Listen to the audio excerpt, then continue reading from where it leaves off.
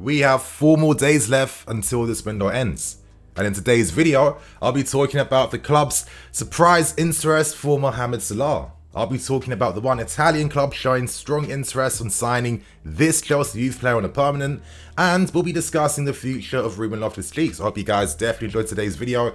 Please show your support, smash that like button, get involved in the comments, and without wasting any more time, I want to start things off here by discussing a story that I was told personally by one of my plugs. For you guys who are long-term viewers of the channel, you definitely know that when it comes to getting the right sources, I have been plugged up, I have been proven right on a few occasions, and one story I'm hearing about is that Fiorentina are hoping to sign Ethan Ampadu on a permanent deal in this window. Now, of course, newly rich Fiorentina, after just selling Vlahovic to Juventus, they have money to burn in this window, and they're looking at reinforcements defensively with Ampadu topping the list for them at this point in time. Now, I don't have any more information other than Fiorentina.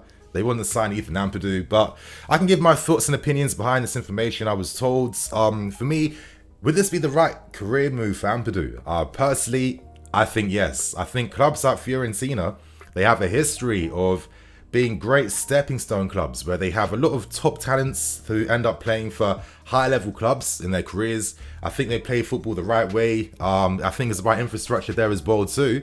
And I think just based on that one piece of information, this is why you can't really turn down a permanent to Fiorentina. They're definitely a club now on the rise. And if you step up and prove to be one of the key players there, you're guaranteed to be destined to have a big top career once they eventually sell you.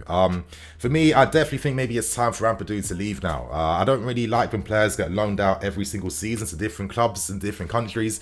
How do you build that consistency? How do you have that support structure around you? I think it's quite difficult, but credit to Ampadu. Quite young already. He's been in Germany, he's in Italy, he's been here, there, everywhere already. This is a player we can't forget was already playing first team football at 15 years old when we signed him. And I'd have to say, in terms of his career path and development, have we done the maximum best to really, bring out that maximum potential from the player? I don't think so. And the reality is, at a club like us, where the competition is fierce, it's strong, it's high, every season where you have maybe one little blip, there's someone behind you that will overstep you and take your place. I think we're seeing that now with Conor Gallagher and Billy Gilmore, and there's going to be many examples of this in the future. I definitely feel like Ethan is a good player. He's got great experience now at a very young age. If he has an opportunity to sign for Fiorentina, we should cash in on him. Probably get some good clauses in that deal in case he ever comes good, like we tend to do. And let's see if they get some business done before this window closes. So right now, we move on to the next story, and let's discuss Loftus Cheek before I end things on the big story surrounding Mohamed Salah. At this point in time, it seems like Frank Lampard is the favourite now to sign for Everton.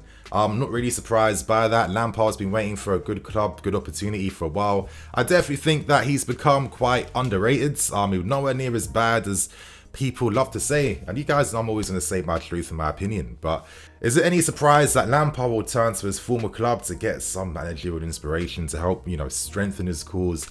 Potentially Everton? Of course not. We've seen reports that ideally he wouldn't mind working with Anthony Barry again as his assistant manager at Everton. Let's hope we don't let Barry leave, even though it was Lampard who brought him here to begin with. So, he does make very good structural decisions. And another player that Lampard is interested in is signing Loftus Cheek on a permanent in this window. Now, the story is saying that Thomas Tuchel has said no already. I'm really not surprised. You guys shouldn't be surprised either. The fact we turned down interest from Juventus basically tells everything you need to know behind, the importance of keeping that squad strong.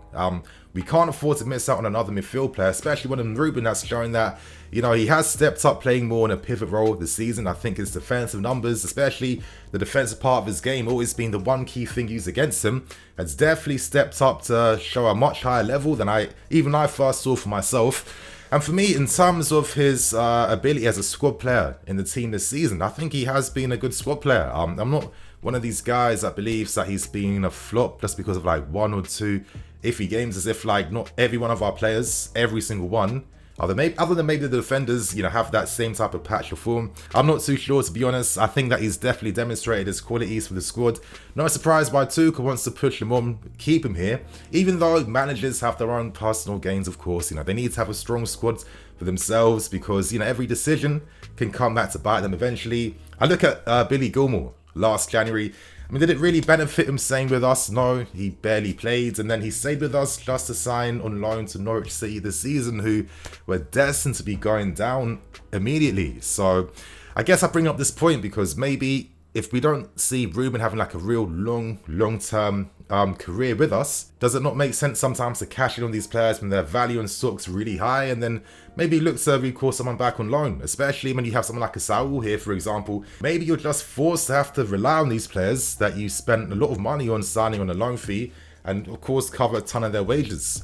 I'm not too sure, to be honest, but the fact that Salah doesn't really play, even though he has been one of the fittest players this whole season, I mean, it brings up different conversations for a different video. But for me, though, I think Ruben's definitely a good squad player to have. He's well respected by his teammates, very popular as well too. I think that we'll see more dimensions of his game if we see more of this 4-3-3. I think Ruben playing as box-to-box in certain games would be very key for us, because that is his best position that unlocks his freedom and his offensive drive. However, he's shown that in a pivot, being that physical presence in midfield, he has been reliable support for us. If Lampard has plans to reintroduce the 4-3-3 at Everton, especially when they need like that real box-to-box figure in their midfield, then I think Ruben would be a smart acquisition. However, I don't really see it happening. Would I be surprised if one day they made a move for Billy Gilmour? I definitely don't think so, especially with all our interesting midfield players for next season, which I'm going to touch upon in another video coming out later this afternoon, so make sure you guys can't afford to miss out on this one. But anyway, it seems like Ruben is destined to say, I'm not too sure about his long-term future. Let's see what happens. And right now, we have things with a big story today, and let's talk about Mohamed Salah. Now, this story was broken by Tribal Football, and I know a lot of you guys are rolling your eyes already. I was definitely rolling my eyes a lot to reading the story. However, after reading things, I thought there was definitely an interesting discussion to be had here, considering that other news has surfaced from other sources surrounding Salah's future at Liverpool, and of course, how far away Salah's team and Liverpool are from like meeting in the middle to come to an acceptable contract to give him. Reports are saying that Salah and his agent and Abbas, they want to earn between 400,000 to 420k per week. It might seem like a lot of money, but when you've proven to be one of the best players in the Premier League now, season after season, when you've proven to be one of the stars of Africa, when you've proven to be one of the best players on the planet at this point in time, you deserve and you earn these premium wages. That's how it works. I mean, we offered Eden Hazard around 400k to try and persuade him to stay before selling him to Real Madrid. So we definitely have that type of money at this club if we had to fork it out and make a big move. And it gets you thinking, Salah has 18 months left on his deal. He's in his absolute prime. He'll be playing at this level for many seasons to come. A club like us, I'm always like really putting this question out there. What is the plan? Surely the plan is to be the very, very best. That's why we invest the money we invest. That's why everyone works behind the scenes so hard to obviously make that dream come to fruition, right? And I guess if that's the reality, when players like Salah are available, when they have 18 months left in their deal, you have to hold talks, you have to talk to them, you have to see what you can do. For me, it's very, very simple.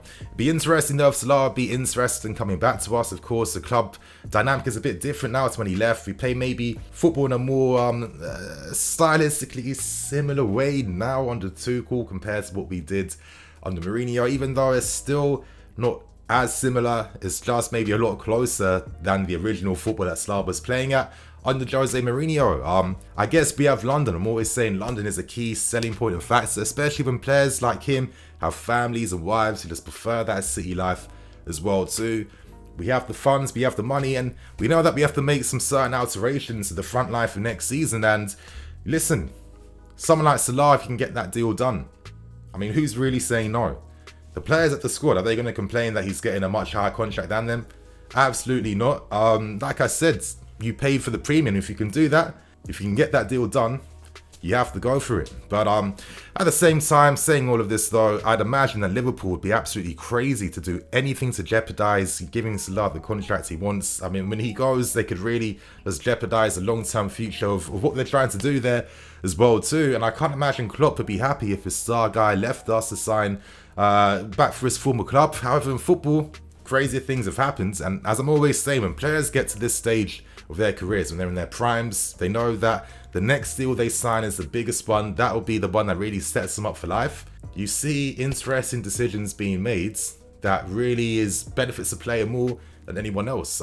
Just one example that's off the top of my head was when Hummels went to sign for Bayern Munich. He was there for like a season or two before going back to Dortmund. He wanted to leave Dortmund, Mr. Dortmund at the time, to win trophies because there wasn't enough. He didn't have much to show for. So crazy things have happened, and for me, I'd like to see if we really had the balls and that type of clout to be able to confidently try to persuade Salah to sign. I think that would be a very interesting move. However, regardless though, I wonder if Salah would really be interested to sign for us like that. I remember some extracts from articles from a while back. Felipe Luis, when we signed him for Atletico Madrid, he said that Salah was basically like Messi in training, one of the top performers. I mean, we've heard that story so many times. And when Salah told him that he was leaving to sign elsewhere, Luis said to him, "Why are you leaving? You're at a club like Chelsea, But Salah said, I need to get game time. And, Luis respected that and understood. That was the story of so many players during that great talent exodus when Mourinho took over as our manager.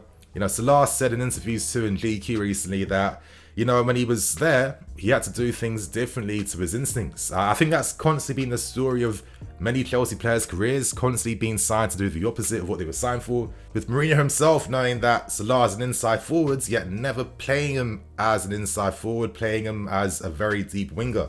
Mourinho would say that he knew Salah was a great player. When he saw him at Basel, he knew exactly that this is the profile he wanted to bring to the club to compete against Hazard, Willian, etc, etc. And he kind of blamed Salah's early form due to him being a new kid in a bright city, which, I don't know, I feel you make the player's life easier when they have that fundamental structure behind them. I think as long as their career is good and they can play football the right way, then everything else in their life will just kind of fall in line. And as I'm saying, when players have made that step of leaving early, how many players have ever got it wrong?